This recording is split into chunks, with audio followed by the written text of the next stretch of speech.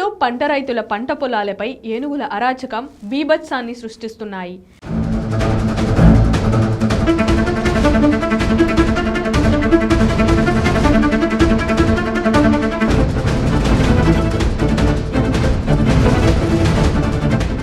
తాజాగా పార్వతీపురంలో గజరాజులు సృష్టించిన అలజడి అంతా ఇంతా కాదు. పార్వతీపురం మండలం నర్సీపురం సమీపంలో ఏనుగుల గుంపు కొబ్బరి తోటల్ని పూర్తిగా ధ్వంసం చేశాయి.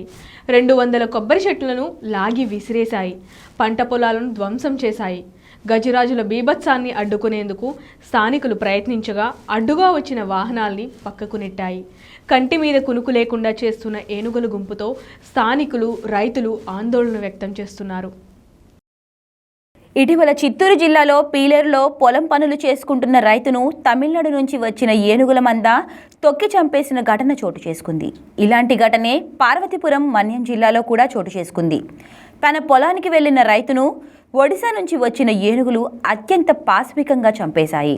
ఈ నేపథ్యంలో ఉప ముఖ్యమంత్రి పవన్ కళ్యాణ్ ఏనుగుల సమస్య పరిష్కారం కనుగొనేందుకు కర్ణాటక ప్రభుత్వ పెద్దలతో సమావేశమయ్యారు. కర్ణాటక అటవీ శాఖ మంత్రి ఈశ్వర్ ఖండ్రేతో కుంకి ఏనుగులను పంపవలసిందిగా అభ్యర్థించారు.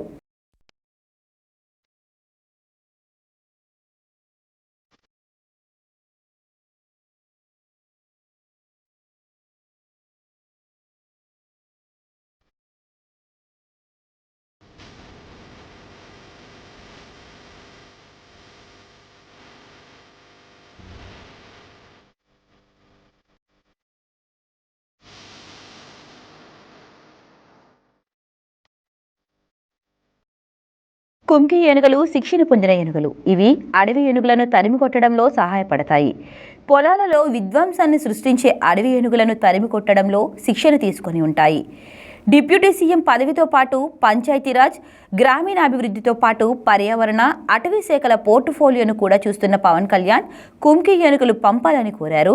కర్ణాటకలో కుంకి లాంటి శిక్షణ పొందిన ఏనుగులు ఏపీకి 9 దాకా ఇస్తానని మాట ఇచ్చారు ఆ రాష్ట్ర అటవీ శాఖ మంత్రి ఈశ్వర్ ఖండ్రే.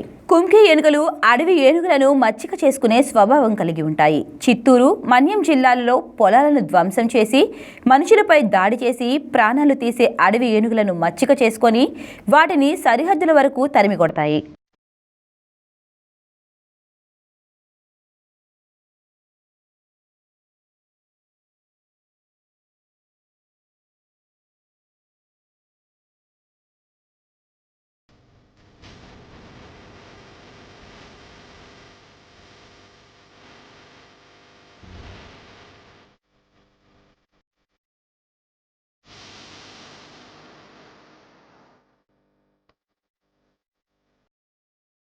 ఏనుగులు బీభత్సాన్ని సృష్టించి రైతుల, సామాన్యుల ప్రాణాలు తీయడం ఏపీలో సాధారణ విషయంలాగా సాగుతుంది.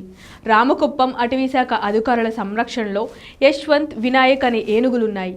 ఈ ఏనుగులు అడవి ఏనుగులను తరిమి కొట్టడంలో నేర్పరులు. మరి వీటిని అడవి ఏనుగులు తరిమి కొట్టడంలో ఎందుకు వాడడం లేదో జవాబు దొరకని ప్రశ్న. యశ్వంత్, వినాయక్ ఏనుగులు ఉన్నా మరి కర్ణాటక కుంకి ఏనుగులు ఎందుకు? కుంకీల కోసం డిప్యూటీ సీఎం హోదాలో పవన్ కళ్యాణ్ కర్ణాటక సందర్శించారు. ఏనుగుల కోసం అభ్యర్థించారు.